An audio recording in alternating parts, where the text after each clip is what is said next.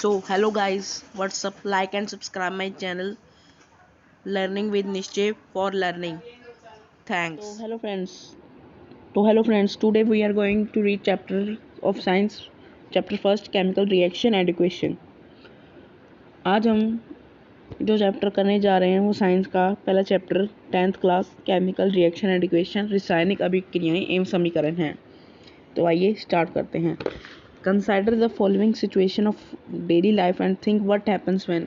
अपने दैनिक जीवन की निम्नलिखित परिस्थितियों पर ध्यान दीजिए और विचार कीजिए कि क्या होता है जब milk is left at room temperature during summers. गर्मियों में कमरे के ताप पर दूध को खुला छोड़ दिया जाता है। An iron tawa pan nail is left expose to humid atmosphere. लोहे का तवा तसला कील को आर्द्र वायुमंडल में खुला छोड़ दिया जाता है। Grapes get fermented. अंगूर का किण्वन हो जाता है। अंगूर खराब हो जाते हैं। Food is cooked. भोजन पकाया जाता है। हमारा शरीर भोजन को पचा लेता है। Food gets digested in our body. हम सांस लेते हैं। We are respire. तो आपने एक बात नोटिस की होगी कि ये जितने भी सेंटेंसेस हैं इनमें कुछ ना कुछ चेंज हो रहे हैं। वी रेस्पायर, हम सांस ले रहे हैं, खाना पच रहा है, भोजन पकाया जा रहा है, ग्रेप्स खराब हो रहे हैं, जिसमें कोरोजन लगने वाली है, ये खराब होने वाला है। तो ये इन सभी सेंटेंसेस में कुछ ना कुछ चेंज हो रहा है जिनको हम केमिकल चेंज कहेंगे। तो ये chapter chemical reaction and equation के ऊपर है, जो कि आपको क्लास 11th एंड 12th में आपको बहुत काम आएगा। तो इस चैप्टर को पूरा ध्यान से पढ़िए क्योंकि ये मोस्ट इम्पोर्टेंट चैप्टर है। आगे, in all the above situation the nature and the identify of the initial substances have somewhat changed. इन सभी परिस्थितियों में प्रारंभिक वस्तु की प्रकृति तथा पहचान कुछ ना कुछ बदल जाती है। We have already learned about physical and chemical changes of matter in our previous classes. पदार्थ के भौतिक तथा रासायनिक परिवर्तन के बारे में हम पिछली कक्षाओं में पढ़ चुके हैं। Whenever chemical change occurs, we can say that a chemical reaction has taken place. जब कोई रासायनिक परिवर्तन होता है तो हम कह सकते हैं कि एक रासायनिक अभिक्रिया हुई है। तो इसमें है कि जब कोई भी केमिकल चेंज होता है तो हम कह सकते हैं कि वहाँ पर केमिकल रिएक्शन ने भाग लिया है। तो आगे पढ़ते हैं। You may perhaps be wondering as to what is actually meant by a chemical reaction. आप शायद सोच रहे होंगे कि रासायनिक अभिक्रिया का वास्तविक अर्थ क्या है। How do we come to know that a chemical reaction has taken place? हम कैसे जान सकते हैं कि कोई रासायनिक अभिक्रिया हुई है। इन प्रश्नों के उत्तर के लिए आइए हम कुछ क्रियाकल्प करते हैं। Let us perform some activities to find the answer to this question. तो इसमें जितनी भी एक्टिविटीज़ हैं, एक्टिविटी 1.1 से जितनी भी हैं और 10, 12, हम वो सारी उसके लिए एक स्पेशल वीडियो बनाएंगे, तो आप उनको ज़रूर देखना। चलो हम आगे लेसन कंटिन्यू करते हैं। You must observe the magnesium ribbon burns with dazzling white flame and change into white powder. आपने देखा होगा कि चमकदार श्वेत लौ के साथ मैग्नीशियम रिबन का दहन होता है और यह श्वेत चूर्ण में परिवर्तन हो जाता है। दिस पाउडर मैग्नीशियम ऑक्साइड, यह मैग्नीशियम ऑक्साइड का चूर्ण है। It is form due to the reaction between magnesium and oxygen present in the air. वायु में उपस्थित ऑक्सीजन तथा मैग्नीशियम के बीच होने वाली अभिक्रिया का यह। तो फ्रेंड्स, इसमें ये रिएक्शन आ रहा है, इसको आप अपनी कॉपी पर नोट कर सकते हो। Mg जो कि सॉलिड में है प्लस O2 गैस, और इसका रिएक्शन बन रहा है MgO जो कि सॉलिड में है। तो Mg magnesium plus O2 oxygen and gives you MgO magnesium oxide. तो इसका ये रिएक्शन बन रहा है। अब इसको अपनी कॉपी पर नोट कर सकते हो। हम आगे नोट्स भी आपको बना कर देंगे इस चैप्टर के। तो ये चैप्टर हम पूरा कंटिन्यू करेंगे, इसमें 3-4 पार्ट होंगे, तो आप ज़रूर देखना और इसके लिए हमारे चैनल को सब्सक्राइब कर देना। आगे हम एक्टिविटीज़ तो हमने बाद में पढ़नी है, तो हम आगे पढ़ते हैं। From the above 3 activities we can say that any of the chemical observation helps us to determine whether a chemical reaction has taken place. ऊपर दिए गए तीनों क्रियाकल्प के आधार पर हम कह सकते हैं कि निम्न किसी भी परीक्षण की सहायता से हम निर्धारित कर सकते हैं कि एक रासायनिक अभिक्रिया हुई है। चेंज स्टेट, अवस्था में परिवर्तन, चेंज इन कलर, रंग में परिवर्तन, गैस का निकास उत्सर्जन, evolution of gas, change in temperature, तापमान में परिवर्तन। तो ये सारे केमिकल चेंज के ऊपर हैं, जो इनमें से कोई भी चेंज हो सकता है। Change state, change in colour, evolution of gas and change in temperature. तो जब कोई भी चेंज होता है, केमिकल चेंज, तो वहाँ हम कह सकते हैं केमिकल रिएक्शन ने भाग लिया है। आगे, as we observe the changes around us we can see that there is a large variety of chemical reaction is taking place around us. यदि हम अपने आसपास हो रहे परिवर्तनों को देखें तो पाएंगे कि हमारे चारों ओर विविध प्रकार की रासायनिक अभिक्रियाएं हुई हैं। We will study about the various types of chemical reaction and their symbolic representation in this chapter. इस अध्याय में हम विभिन्न प्रकार की रासायनिक अभिक्रियाओं और उनके प्रतीकात्मक निरूपण का अध्ययन करेंगे। तो आगे पढ़ते हैं केमिकल इक्वेशन। तो केमिकल इक्वेशन है,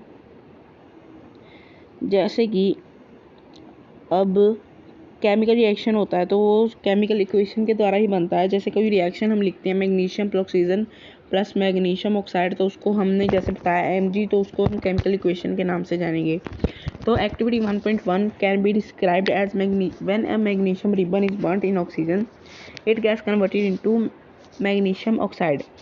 क्रियाकल्प 1.1 का विवरण, जब ऑक्सीजन की उपस्थिति में मैग्नीशियम रिबन का दहन होता है तब मैग्नीशियम ऑक्साइड में परिवर्तन हो जाता है। This description of a chemical reaction in the sentence from is quite long. वाक्य के रूप में किसी रासायनिक अभिक्रिया का विवरण बहुत लंबा हो जाता है।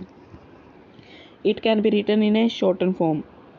तो वाक्य के तो इसे संक्षिप्त रूप में लिखा जा सकता है। The simplest way to do this is to write in the form of word equation. हमें शब्द समीकरण के रूप में लिखना सबसे सरलतम विधि है। The word equation for the above reaction would be, ऊपर दी गई अभिक्रिया का शब्द समीकरण इस प्रकार होगा, magnesium plus oxygen gives you magnesium oxide. तो इधर वाले साइड के जो रिएक्शन होते हैं उनको हम रिएक्टेंट के नाम से जानते हैं। तो रिएक्टेंट से जो हमें नया फॉर्म मिलता है उसको हम प्रोडक्ट्स के नाम से जानते हैं। आगे हम इस चीज़ को पढ़ेंगे और नोट्स भी बना कर देंगे। तो आगे, the substances that undergo chemical change in the reaction 1.1 magnesium and oxygen are the reactants. अभिक्रिया 1.1 में मैग्नीशियम तथा ऑक्सीजन ऐसे पदार्थ हैं जिनमें रासायनिक परिवर्तन होता है, इसे अभिकारक कहते हैं। तो रिएक्टर्स को हम हिंदी में कहेंगे अभिकारक। तो आगे, the reactants are written on the left hand side with the plus sign between them. इस अभिक्रिया के एक नए पदार्थ मैग्नीशियम ऑक्साइड का निर्माण होता है इस उत्पाद में। आगे, शब्द समीकरण में अभिकारकों का उत्पादन परिवर्तन को अन्य एक मध्य एक तीर का निशान लगाकर दर्शाया जाता है। अभिकारकों के बीच योग का चिन्ह लगाकर उन्हें बाईं ओर लिखा जाता है। इस प्रकार उत्पादों के बीच भी योग प्लस का चिन्ह लगाकर उन्हें दाईं ओर लिखा जाता है। तीर का सिरा उत्पाद की ओर होता है तथा यह अभिक्रिया होने को दिशा दर्शाता है। तो ये सारा पैरा में है कि जैसे ये लेफ्ट हैंड साइड पे हमारे रिएक्टेंट्स आ गए और राइट हैंड साइड पे मतलब कि प्रोडक्ट्स। तो लेफ्ट हैंड साइड पे जितने मैग्नीशियम है और ऑक्सीजन है तो उनके बीच में हम प्लस ही लगाएंगे, ना इज इक्वल टू लगा सकते हैं, ना कुछ लगा सकते हैं, ना माइनस, ओनली प्लस। तो माइनस तो आगे जाके होगा, तो पर इसी हमने प्लस ही लगाना है। तो आगे जो बीच में होते हैं, जो बीच में जैसे हम उनको दर्शा रहे हैं कि मैग्नीशियम पर ऑक्सीजन क्या बनेगा, तो उसमें सिर्फ ऐसे एक एरो लगाना है, ना ऐसे, ना ऐसे, ना ऐसे, ओनली ऐसे। तो इसलिए मैग्नीशियम ऑक्साइड। तो आगे पढ़ेंगे राइटिंग अ केमिकल इक्वेशन, रासायनिक समीकरण का लिखना। Is there any other shorter way for representing chemical equation. क्या रासायनिक समीकरण के निरूपण की इससे भी संक्षिप्त विधि है? Chemical equation can be made for more concise and useful if we use chemical formulae instead of words. शब्दों की जगह रासायनिक सूत्र का उपयोग करके रासायनिक समीकरणों को अधिक संक्षिप्त तथा उपयोगी बनाया जा सकता है। A chemical equation represent a chemical reaction. रासायनिक समीकरण किसी रासायनिक अभिक्रिया को दर्शाता है। If you recall formulae of magnesium oxygen and magnesium oxide, the above word equation can be written as. यदि आप मैग्नीशियम ऑक्सीजन तथा मैग्नीशियम ऑक्साइड के सूत्रों का स्मरण करें तो उपरोक्त शब्द समीकरण इस प्रकार लिखा जा सकता है। तो यही रिएक्शन आ गया हमारा जो आपको पहले कराया था। तो सॉलिड ऑक्सीजन, सॉलिड गैस और सॉलिड लिखना ज़रूरी है क्योंकि वो बैलेंस केमिकल इक्वेशन को दर्शाता है, जो कि बैलेंस केमिकल इक्वेशन हम आगे जाके पढ़ेंगे। तो इसको नोट कर लें। आगे count and compare the number of atoms of each element on the left hand side and right hand side of the arrow. तीरों के निशान कई बार दाईं ओर के तत्वों को परमाणु की संख्या की गिनती कर उनकी तुलना करें। Is the number of atoms of each element are the same of the both side? क्या दोनों और तत्वों के परमाणुओं की संख्या समान है? If not, then the equation is unbalanced because the mass is not same on the both side of the equation.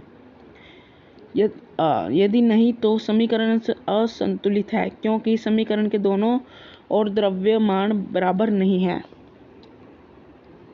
Such chemical equation skeletal chemical equation for a reaction. किसी अभिक्रिया का ऐसा रासायनिक समीकरण कंकाली रासायनिक समीकरण कहलाता है। तो जो बैलेंस नहीं होगी केमिकल इक्वेशन उसको हम कहेंगे स्केलेटल केमिकल इक्वेशन। तो आगे पढ़ते हैं।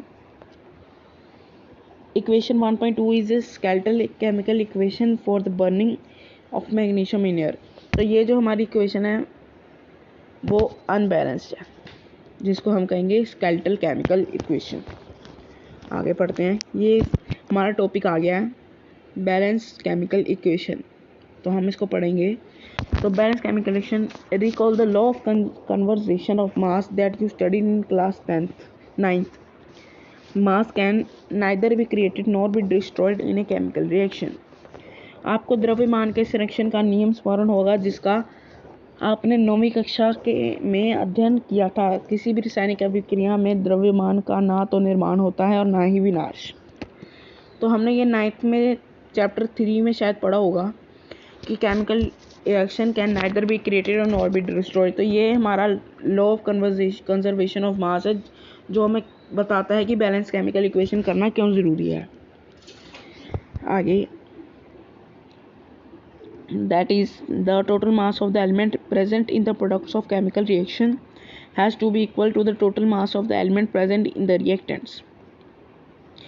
Chemical reaction has to be equal to the total mass of element present in the reactants. तो अर्थात किसी भी रासायनिक अभिक्रिया के उत्पाद तत्वों का कुल द्रव्यमान अभिकारक तत्वों के कुल द्रव्यमान के बराबर होता है। In other words, the number of atoms of each element remains same before and after a chemical reaction. दूसरे शब्दों में रासायनिक अभिक्रिया के पहले एवं उसके पश्चात प्रत्येक तत्व के परमाणु की संख्या समान रहती है। Hence we need to balance a skeletal chemical equation. इसलिए हमें कंकाली समीकरण को संतुलित करना आवश्यक है। Is the chemical equation 1.2 balanced? Let us learn about the balanced chemical equation step by step. आइए हम रासायनिक समीकरण को चरणबद्ध संतुलित करना सीखें। The word equation for the activity 1.3 may be represented as क्रियाकल्प 1.3 के शब्द समीकरण को इस प्रकार दर्शाया जा सकता है। Zinc plus sulfuric acid is gives to zinc sulfate plus hydrogen. तो ये हमारा एक हमें दी हुई है equation. Zinc plus sulfuric acid gives you zinc sulfate plus hydrogen. The above word equation may be represented by the following chemical equation. आइए समीकरण में तीर के उपरोक्त शब्द समीकरण को निम्नलिखित रासायनिक समीकरण से दर्शाया जा सकता है। तो ये इक्वेशन बन जाएगी हमारी Zn zinc plus H2SO4 sulphuric acid plus ZnSO4 zinc sulphate plus H2 hydrogen. तो ये हमारी बन जाएगी। तो let us examine the number of atoms of different elements on both sides of the arrow. आइए समीकरण 1.3 में तीर के निशान के दोनों ओर के तत्वों को परमाणु की संख्या की तुलना करें। वैसे तो आप बैलेंस केमिकल इक्वेशन को सीधा भी कर सकते हो, अगर आपने टेबल के थ्रू करना है तो जिसकी आपको ज़्यादा परेशानी ना हो, गलत ना हो, तो आप इससे कर सकते हैं। जैसे कि हम एलिमेंट हैं जो हमें फॉर्मूले में दिए थे Zn H S और O। तो नंबर ऑफ एटम्स Zn का था 1, हाइड्रोजन के थे 2 और सल्फर के थे 1 और ऑक्सीजन के थे 4।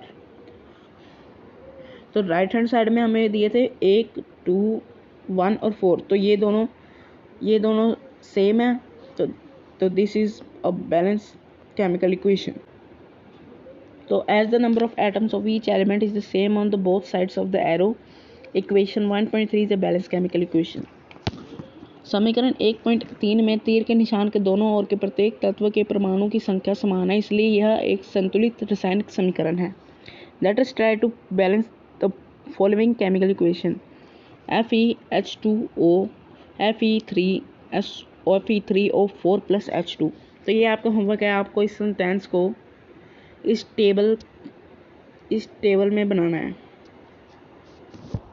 और अगर आपको बैलेंस करना आ गया हो तो अभी तो हमने पढ़ाया नहीं है, अभी स्टेप 1 स्टेप 2 करेंगे। अगर आ गया हो तो कमेंट में इसका बैलेंस इक्वेशन कमेंट में लिखना, हम इसका सही होगा उसका अगली वीडियो में शॉर्ट आउट देंगे। तो थैंक यू, आज के लिए पार्ट 1 इतना ही, बाकी हम कल से स्टेप 1 करेंगे। So thank you. Begin happy, be safe from कोविड-19। बट लाइक एंड सब्सक्राइब करना मत भूलना, क्योंकि इसका पार्ट 2 कल आएगा।